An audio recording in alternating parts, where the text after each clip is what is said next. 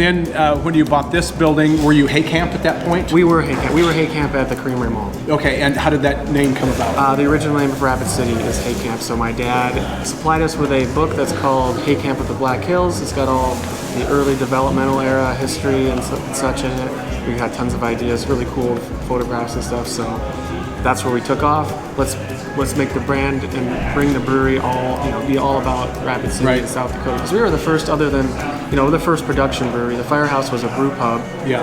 That was in the 90s boom that held through, and they're still doing it. But we were the first production, and we wanted to bring the focus on beer in South Dakota, because that was my experience going to Minneapolis, trying all those cool craft beer, trying to clone them, trying to get as close as possible to those flavor profiles that I really enjoy, and learning about how to get the flavor you want to get out of a beer and doing the clones.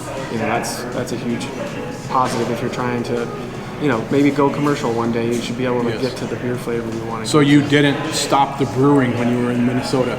No, I was brewing. My aunt and uncle lived there. They were letting me brew in their basement. Oh, okay. So it wasn't in your dorm? No, it was not in the dorm. No. But I was volunteering at a brewery at Vine Park Brewing Company. So that was it's a brew on premise, and they have a 3-barrel brew house. They taught people how to brew beer, so you go through the whole process, and then they'd also sell the beer that they brew out there. Okay, well, that's very interesting. So I was very involved in beer. I've been involved in beer for some time. Okay. So when you said you try to clone something that you like, do you do it just based on knowing this ingredient does this flavor, or do you do a chemical analysis and try to figure out what's in there? Mostly ingredients and flavors and how they work together. Like the Bell's Two-Hearted Ale is a classic one. I love drinking that in college. It's a great IPA. It's all Centennial hops, just like kind of a basic American two-row. And a very simple recipe, so it was one to work your way towards getting a classic clean IPA flavor. But now I have a lot of experience under my belt. There's, you can start to pick out the ingredients just from smelling the beer and start, right away you can, and knowing the general style, what styles are comprised of and things of that nature. That comes with experience too. Another reason, if the home brewers are watching, I recommend starting with kits, because give me some direction. I'm not an expert on the ingredients yet. So getting back to that, I guess, because there's the home kits. You can get them with a can that has the mash, I guess, in it. Sure, that's an extract. Or you can make your own. So that's an extract that you're pouring out, liquid or dry. Or you can make your own mash from the grains. So is that a different kit? You can buy them where you make your own mash? Well, you would have to have something. You have to devise something, either like a bag or something to hold the grains in and mash them, and then rinse them out to get the sugars out. Okay. So sugars go in the beer or out of the beer? Sugar's in the beer. Sugar's in the beer. So the quick rundown of beer. You have your raw barley is malted first, so it's germinated at the maltsters. So it has the enzymes active in it that will make the starches into sugars. Then it's brought to the brew house, and we crush it, and we put it in with strike water, which is just the right temperature to activate the enzymes, which are alpha and beta amylase for the most part. You get the breakdown of starches going on in the mash until that's a complete conversion is what we're looking for. And then you do a lauter process, which is essentially just a fancy word for rinsing the grains of all those sugars into the boil kettle. So you add water to the top and fly, it's kind of fly sparge as you push it through. And you get a plug flow. There's lots of great science to be talked about in an extraction or mass transfer. What have you there. Into the boil kettle as good efficiency as you can. There you have a solution of sugars with some, mostly simple sugars that yeast will consume, but some other polysaccharides, things that leave flavor in the beer. You boil that to both sterilize it. You have Maillard reactions, caramelization of things going on in there. You put hops in, you have isomerization of the alpha acids for different flavors that are fruity or earthy or floral, things of those natures. You're also sterilizing the wort by boiling it. At that point, once the wort is boiled to what flavor profile you're looking for, you chill it down to a pitching temperature that's appropriate for yeast. Ales are in the 70-degree range, lagers are down in the 50-degree range, and then you ferment that for whether it be a couple weeks to 3-4 weeks for a lager. So that's where the yeast is activated? That's where the yeast is activated. It takes the sugars that you made in that mash solution and boiled, sterile, and converts that to alcohol at that point, and then you transfer off the top of all that, essentially the supernatant of the reaction into the bright tank, and it's carbonated and ready for putting in serving vessels. Okay, interesting.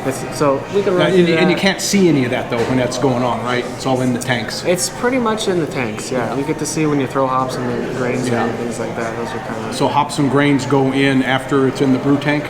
So the grains go in the mash tun initially, and then when they're rinsed, all the husks are just thrown behind, and the sugars are left. The hops go in the kettle, and they're left behind in the kettle, and just the what's called wort goes into the fermentation tanks, where the yeast and the wort are combined. So the hops goes in at a different time than the hops can be also added into the fermentation vessel for like dry hopping and IPAs and things. There's, and then it all has individual unique these are all the flavor in there. profile. Temperature of fermentation profile. This is more than a quick podcast conversation that drone on for an hour. Right. So how consistent is all this stuff when you order your barley? Do you use wheat? I do use wheat sometimes. So when those things come in, are they all consistent in their behavior and flavor? Yeah, so they give you a cut sheet on what's going on with them, with the moisture content, so you know what's the in it. enzymatic powers and things. Yep. Okay. Yeah, very, because we're not doing wine. We're recreating the same product over and over from different ingredients. Yeah. So knowing how to get there is why I kind of mentioned, quickly people can Google the rest of those words I said, but what the real turning points on how to get to consistent product. Right. So your source of these ingredients, are they local or do you bring them in all over? Because the terroir, just like wine though, where they're from, the terroir, the profile of the climate does matter. So I get German malts for making the wine, and things of that nature, and Czech hops, Czech saws for putting in there, because they just have a very unique characteristic that you can't get. I mean, sure, you could make great lagers with American hops, and we do lots of American hop stuff, but that's for one example where I get something from another country because it's specific origin. So, have you had any issues with supply recently? We're pretty small, I have to stay on top of it, but I can order a pallet or two of grain ahead of time, and I have to stay on top of it more. When we're really in the summertime, obviously it can become more of an issue, but I'm also ordering more at a time then, so I have a little bit more buffer. Right.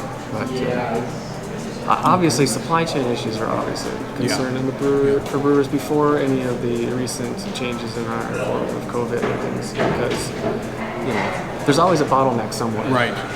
And you want fresh stuff. Yeah, absolutely. Yeah, I think like our grains sat on ships for a while. It's and, they couldn't get them in and things like that. Right. We're a small brewery, so I can hold enough product to buffer what we need to do. So you mentioned not so much an issue now, more in the summer, so you have a fluctuation of well, and everybody's shipping's busier, and everybody's busier in a busier time of year, so you have to just be ahead of everything. So then do you brew more through the summer, or is it, you do? Yeah, I tend to do, I'll do specialty stuff in the winter that goes into barrels, or it takes longer and get prepared and stockpile and brew the quicker turnover ales and things more frequently in the summer to meet the peak demand. For sure. So what kind of... That's everybody's struggle in the brewing industry, like how do we get it all out to drink? Because you probably don't have a long holding time. Well, it depends on the beer.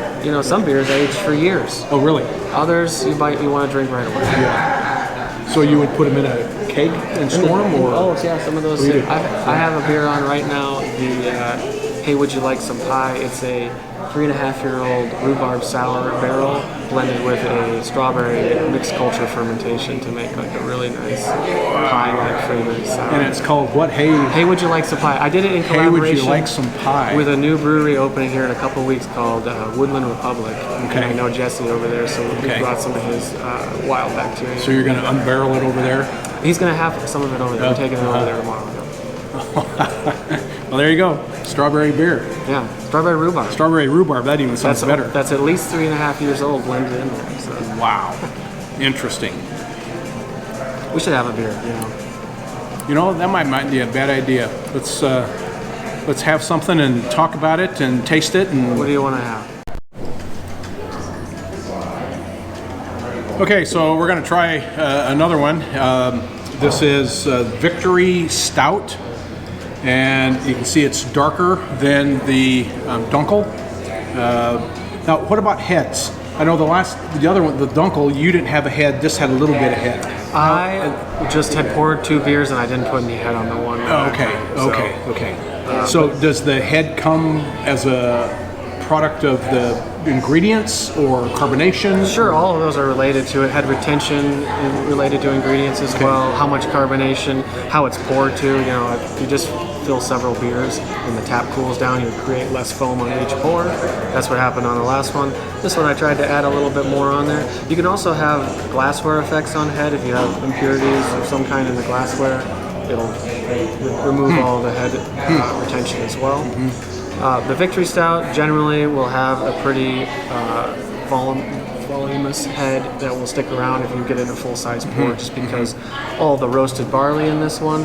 So we just talked about the Dunkel, but this has a significant amount of roasted barley in it. This is like 20% of, not roasted barley, but 20% of this grist, which is the malt makeup, is like roasted malts, which is a very large amount of specialty roasted malts. But that's what brings a rich flavor to this stout. It has a little bit of cherrywood smoked malt too, which the smoked malt brings what in flavor profile you call like umami, like a richness to the beer. So it tastes stronger or bigger than it really is because it's a dry English stout that's low alcohol, so it's something for sessioning. That's what the English like to do. They like to sit down and you know, watch a little football and drink a few more beers than necessary, but hopefully still be somewhat coherent afterward. But they probably drink theirs warm, don't they? Maybe a little bit warmer. This is what's going to be on the cask on the beer engine for Black Friday. It'll be primed with honey for that. So it'll be a totally different experience from this one because it'll be low carbonation that's agitated coming out of the beer engine rather than a forced carbonated beer like this. And then I guess we had just talked about it kind of off camera, but one of the great things about this beer is it's a holdover. One of the first beers I brewed for the original brewery, and I brewed as a home brewer, and it's made from just carbon filtered water from our system here, the Madison Aquifer, which was what I was so interested at the USGS when I was researching there. And it's just this wonderful hard water that comes out of our limestone aquifer system that, I mean, you know, but is so valuable to our area and so unique and special and like wonderful. Like we have the best water in the world. There's only other places in Germany I've been that have these similar types of limestone aquifers, and they like have shrines to it. You like you walk up to the edge of the outcrop and they have a sign there that tells you about their water, you know, if you can read German and everything. So they know what they have, and we should know what we have too. People really ought to know what we have. So we went on an earlier video down to Doty Spring. If you haven't seen that Doty Spring video, look it up and you'll see the water just coming right out of the rock. And that's what this is made of, is Madison water. So let's give it a shot.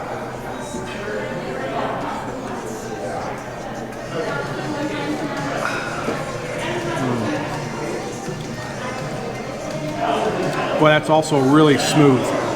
That really should not smooth. be a hard to drink one either, because it's got enough body to balance out any bitterness in it. And I don't know the right terms how to assess these things, but it doesn't have a eye-opening spark to it that I can detect. That puts you off or puts you on? Because this is like classic. We can't stop carrying this, so we have mutiny because it's a dry stout. But I've found that if you get somebody who says they like light beers in color to try this one, that like maybe what you're trying to describe, it's not going to build up on your palate like you expect a big stout black beer. It drinks like a dry stout, which is what it's smooth. It carries away from your palate. There is that up front, like I said, umami from the smoked malt. It tastes like a rich beer, but then it goes away. It doesn't like it lingers a little, but it doesn't linger in like a bitter way or anything of that nature. You know, so if you like a firm bitterness for Black Friday, we're going to have the Russian Imperial Stouts. Russian Imperial, a big bad beer, but that that's sounds also interesting to balance out the high alcohol content of those ones. So this is 4.8%. Those are going to be pushing 10, 12. Okay. I've tasted one beer once that was 12%, and it was amazing. Well, it was different. There's something else, So again, Victory Stout down here at Hay Camp. Come on down, give it a try. Here. That's my dad's favorite beer.